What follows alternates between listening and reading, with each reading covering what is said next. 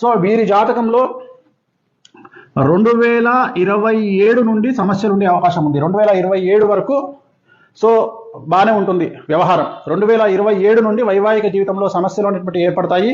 అలాగే వీరి సమస్యలకు ప్రధానమైనటువంటి కారణం ఒక స్త్రీ మూలకంగా ఉంటుంది. ఒక స్త్రీ మూలకంగా వీళ్ళ భార్యాభర్తల మధ్యన గొడవలు వచ్చేటువంటి అవకాశం ఉంది. సో వీళ్ళ జాతకంలో నా అల్టిమేట్ స్టేట్మెంట్ ఏంటంటే శోభిత ధూళిపాడ మరియు నాగచైతన్య జాతకంలో షష్టాష్టకాలు అయినాయి. మీరు కావాలంటే చూసుకోండి. నేను క్లియర్గా చెప్తున్నా, చైతన్య సమంత 100కి కనీసం ఒక 50 మార్కులు వేయచ్చు. చైతన్య శోభిత 100కి 10 మార్కులు కూడా వేయలేను. అలాగే సమంత జాతకం 100% బాగుంది ఇండస్ట్రీ పరంగా తీసుకుంటే.